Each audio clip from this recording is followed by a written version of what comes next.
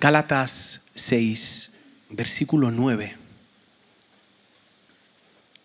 Dice, no nos cansemos de hacer el bien, porque a su debido tiempo cosecharemos si no nos damos por vencidos. Vuelvo a leerlo. No nos cansemos de hacer el bien, porque a su debido tiempo cosecharemos si no nos damos por vencidos. Creo que todos hemos tenido alguna conversación con un amigo en la que nos hemos sentido realmente útiles. Te está contando un problema, te está contando una lucha que está teniendo y no solamente le escuchas y le acompañas, sino que además parece que encuentras algunas palabras de ánimo, consejo o versículos que le acompañen en el camino y le ayuden a seguir adelante. Esa sensación es muy agradable, por un lado porque has podido ayudar a un amigo y por otro lado te das cuenta de que no eres tonto y que tienes algo que aportar a la humanidad, lo cual está muy bien. Pero hay otras conversaciones con amigos que son todo lo contrario. Son esas conversaciones en las que no tienes nada que aportar.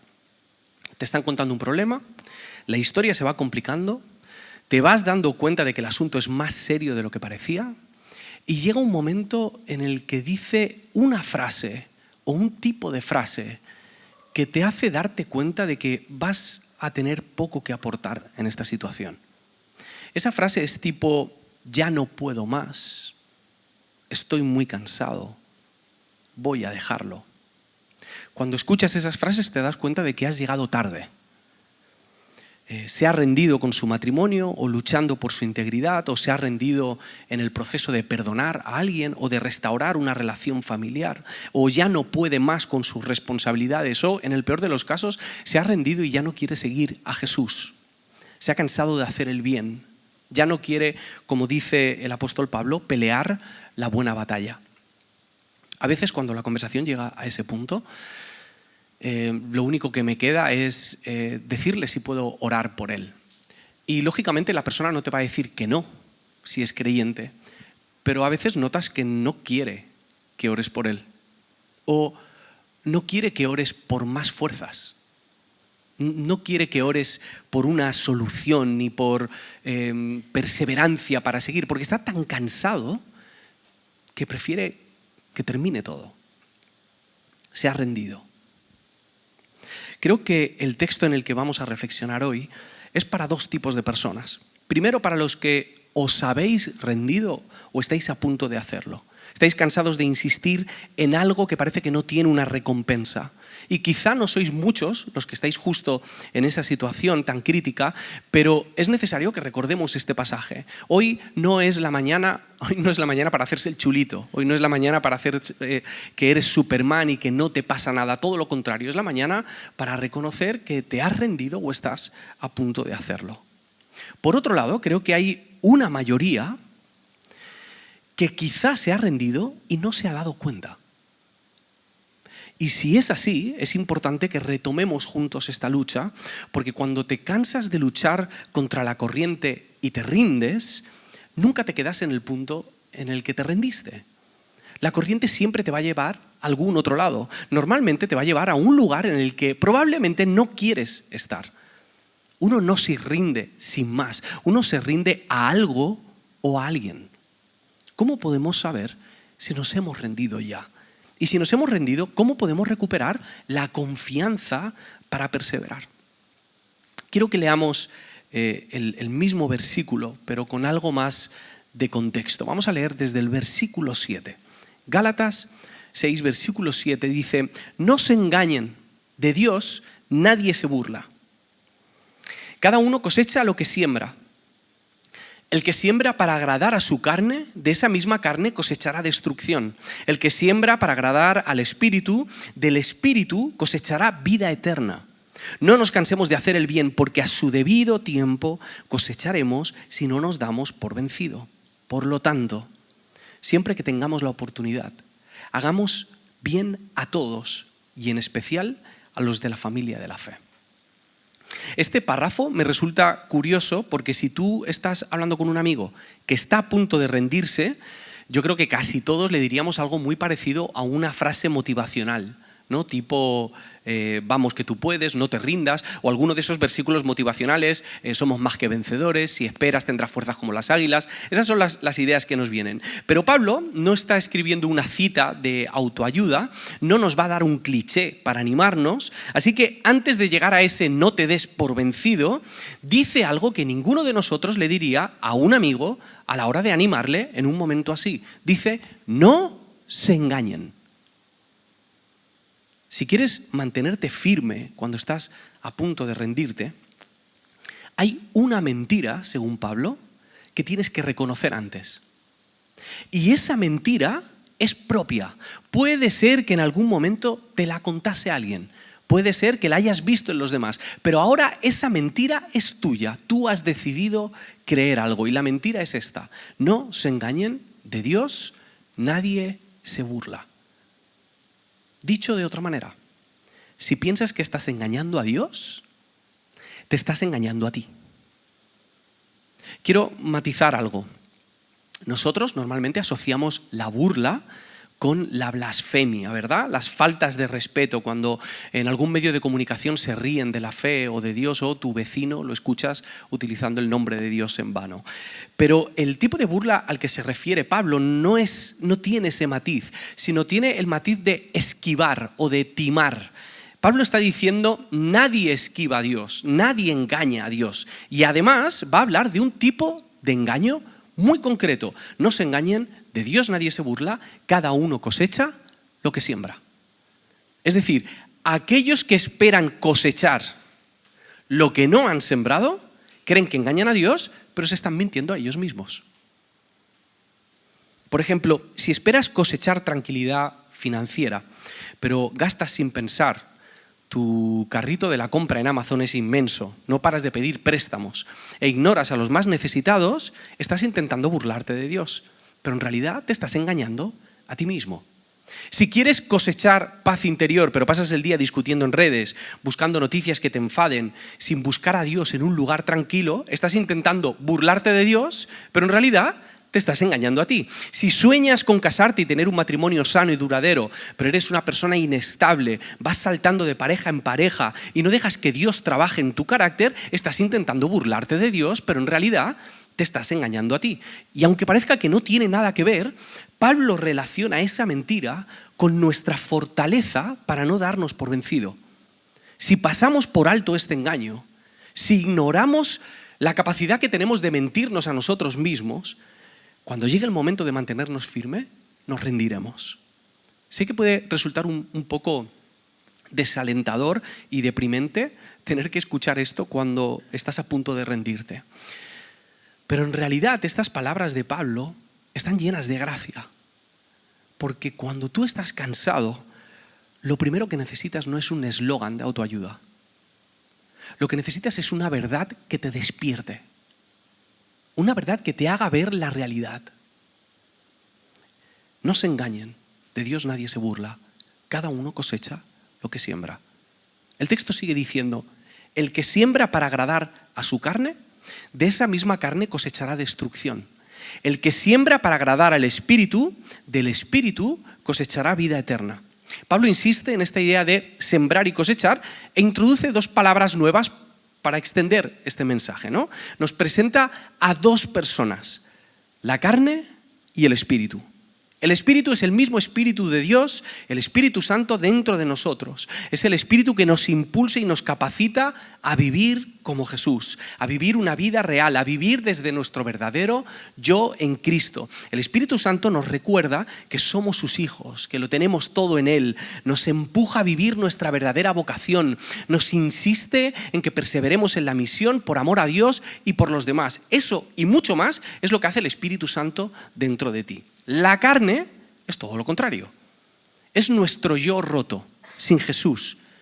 La carne siempre está hambrienta de atención y es incapaz de mirar más allá de sí misma. Es la corrupción de nuestros apetitos. Son nuestros amores, pero muy desordenados. Mientras el Espíritu nos da propósito y nos impulsa hacia adelante, la carne trabaja para frenarnos. La carne es la resistencia. Se resiste al cambio. Se resiste a la nueva vida. Y seguro que la reconoces en ti. Y la has visto un montón de veces. Se suele poner siempre en medio, se planta entre tu yo presente y tu yo del futuro. Está justo ahí, impidiendo que pase lo que Dios quiere que pase en tu vida. La carne es lo que impide que te conviertas en el discípulo que puedes llegar a ser. Es lo que impide que seas el amigo que tus amigos necesitan que seas. La carne es lo que va a sabotear al líder humilde que tu comunidad necesita. La carne va a callar esa voz profética y artística que podría traer esperanza a este mundo. Es lo que hace que no seas el profesional que Dios quiere que seas para bendecir esta ciudad. Es lo que bloquea que seamos los padres y madres que Dios ha pensado para nuestros hijos. Eso es lo que hace la carne. La carne no es solo debilidad. Es más, a veces creo que la palabra debilidad nos engaña porque la carne es muy fuerte. Es una resistencia activa contra la obra de Dios. Y va a utilizar todo lo que esté a su alcance para impedir que seas lo que Dios quiere. La impaciencia, la procrastinación, la ira, las adicciones, las excusas, las distracciones, el hambre, la lujuria, la culpa, la envidia, el victimismo, 1.000.000 de cosas. Cualquier cosa con tal de que tires la toalla. Nuestra naturaleza pecaminosa es muy seductora y Pablo en estos versículos combate algunos de los argumentos con los que la carne va a intentar engañarte. Y me gustaría extender la gran mentira, ese gran no te engañes, con 3 mentiras de la carne que suelen aparecer cuando empezamos a batallar. La carne, lo primero que te va a decir es que no hay ninguna batalla. Esa es la primera mentira.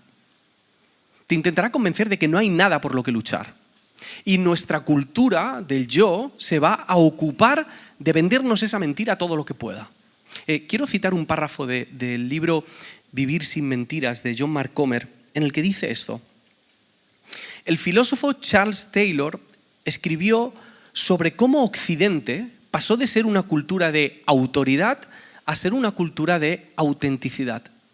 Eso significa que solíamos vivir según lo que las estructuras de autoridad externa, Dios, la Biblia, la tradición, etc., nos decían que debíamos hacer.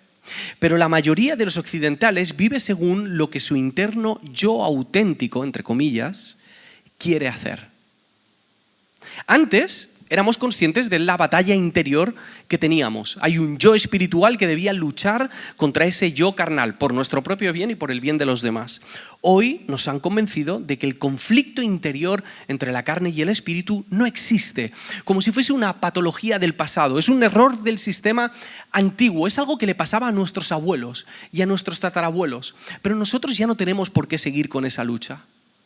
Ya no hay batalla. Se nos ha dicho que nuestro yo hedonista, el que busca la felicidad a través del placer, ese es el verdadero yo. Ese es el único en el que hay que sembrar. Ese es el único que hay que autoafirmar. Y si no lo haces, entonces estarás batallando contra ti mismo y contra tu identidad. Hoy día ya no queremos hacer el bien, queremos sentirnos bien. Sin embargo, Pablo confronta esta mentira de nuestro siglo y nos hace conscientes de esta batalla entre ambos. Un poquito antes, en el capítulo 5 de Gálatas, versículo 16 y 17, escribe esto. Así que les digo, vivan por el Espíritu y no sigan los deseos de la carne, porque ésta desea lo que es contrario al Espíritu y a su vez el Espíritu desea lo que es contrario a ella. Los dos se oponen entre sí. De modo que ustedes no pueden hacer lo que quieren. Nos recuerda también a ese pasaje de Romanos, ¿verdad? Que leía Félix hace unas semanas. Lo que quiero hacer, no hago. Y lo que no quiero hacer, eso es lo que hago. Sí hay una batalla. Sí hay una batalla. Y si nos dejamos llevar por la carne, nos convertiremos en nuestros propios tiranos y esclavos. Lo que nos lleva a la segunda mentira. Si por lo que sea decides empezar a batallar, entonces la carne te vendrá con otra mentira. Te dirá que la batalla es mañana. Que la batalla no es hoy. Que será mañana cuando tendrás que estar firme. Hoy no. La palabra rendirse o rendición, creo que a muchos nos sugiere la imagen del final de una guerra, ¿verdad? La bandera blanca, cuando hay un bando que se entrega como prisionero al otro bando, es la derrota total. Pero esta guerra es diaria.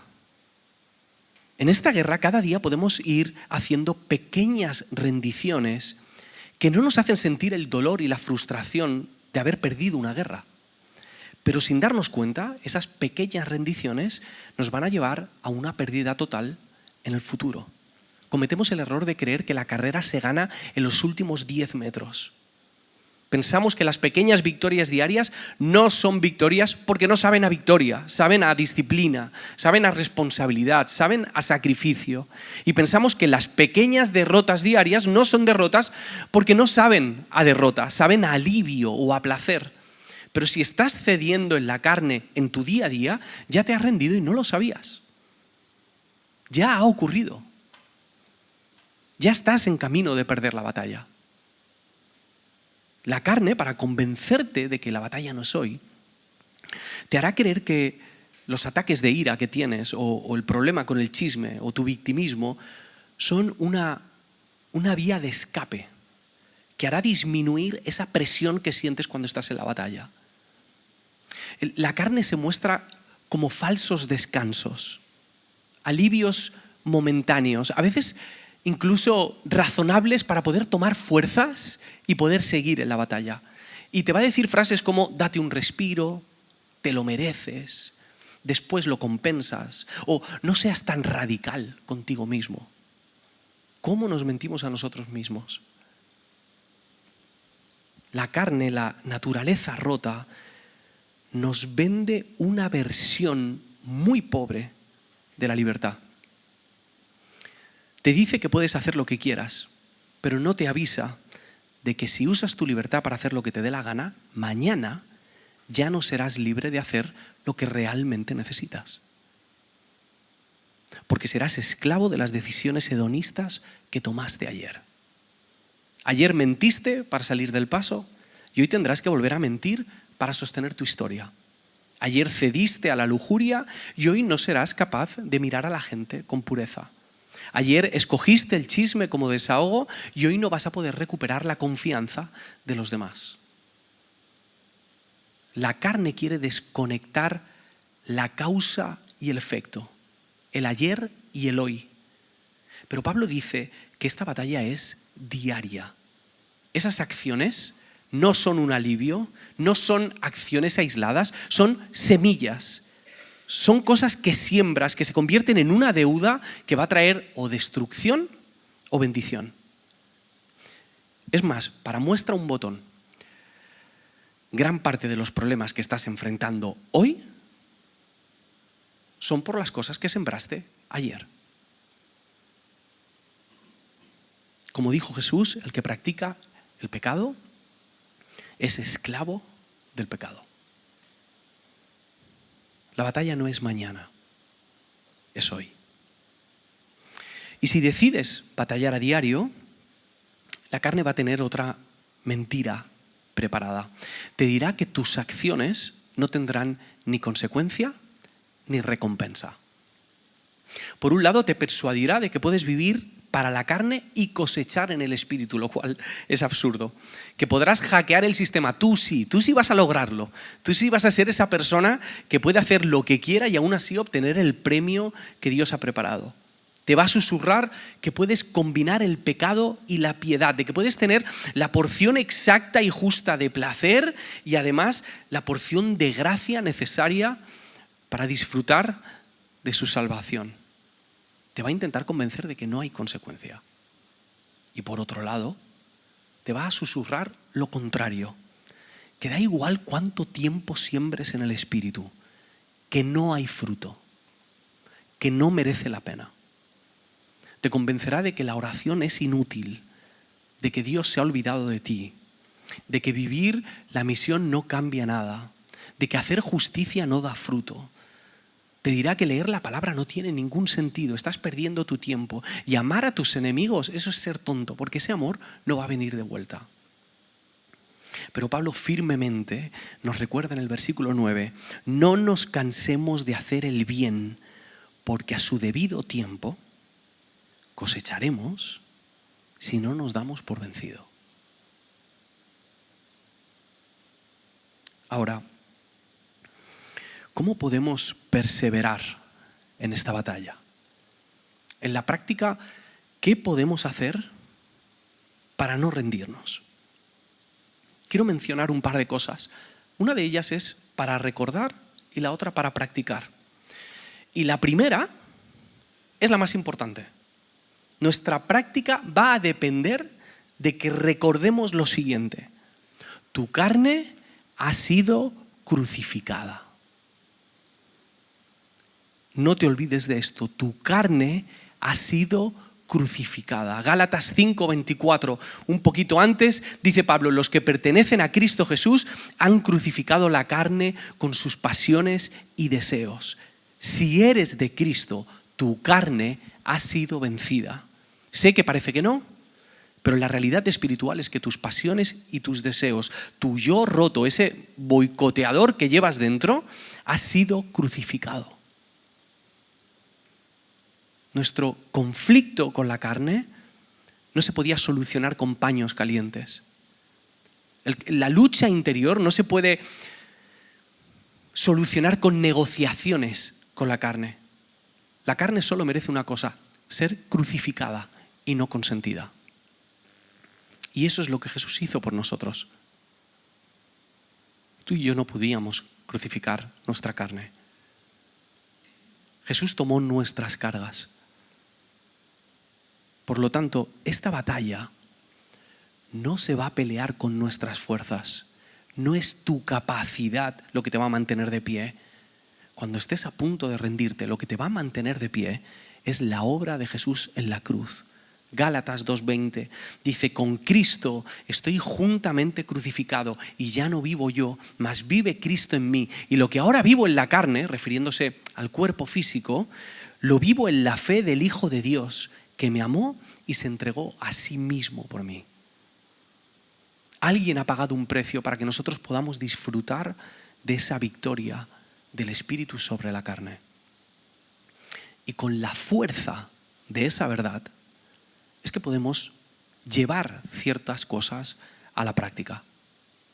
Hay muchas maneras de sembrar en el Espíritu. La semana que viene vamos a empezar la serie de ritmos, que los que venís sabéis que de vez en cuando hacemos una serie en la que hablamos de los ritmos espirituales, disciplinas espirituales, las prácticas de Jesús.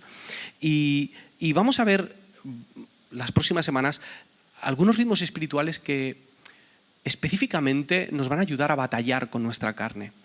Pero hoy me gustaría ceñirme al pasaje que hemos leído de Gálatas. El último versículo dice, versículo 10, por lo tanto, es decir, estas palabras las utiliza para recopilar. Por lo que se ha dicho, por lo tanto, después de lo que os he dicho de no engañaros, de sembrar, de la carne y el espíritu, de no rendiros, después de haberos dicho eso, por lo tanto, siempre que tengamos la oportunidad, hagamos bien a todos y en especial a los de la familia de la fe.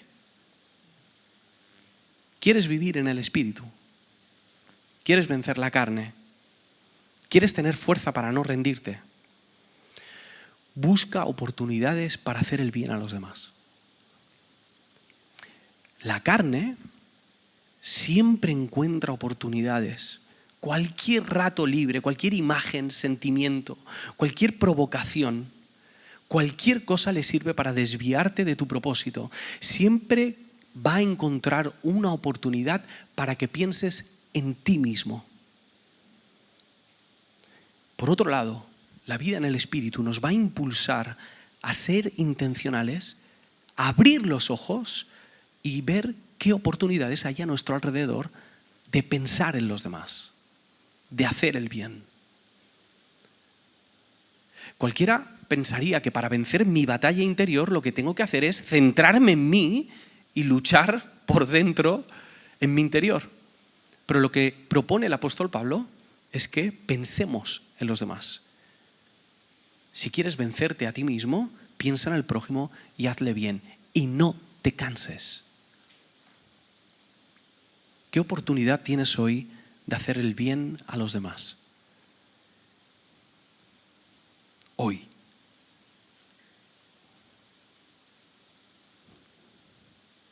Quiero terminar leyendo un versículo en Hebreos 6, versículo 10.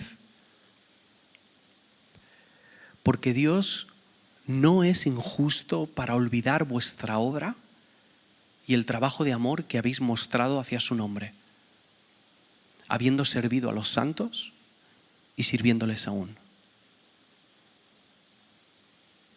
Vuelvo a leerlo, porque Dios no es injusto para olvidar vuestra obra y el trabajo de amor que habéis mostrado hacia su nombre, habiendo servido a los santos y sirviéndoles aún.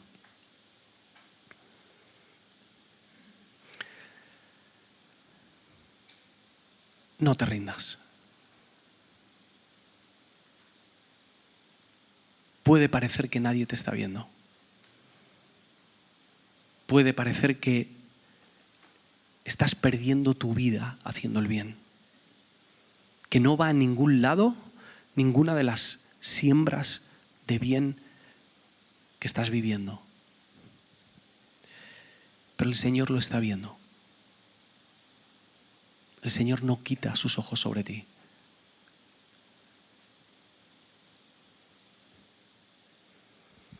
Hay una batalla, sí. Esa batalla es difícil y diaria y constante, sí. Pero hay una recompensa incomparable al cansancio que tienes. Hay un premio supremo. No tiene que ver con ser rico, no tiene que ver con tenerlo todo, no tiene que ver con ser conocido, no tiene que ver con tener sentimientos agradables en cada momento de tu vida. Tiene que ver con conocer a tu Señor y pasar tu vida con Él.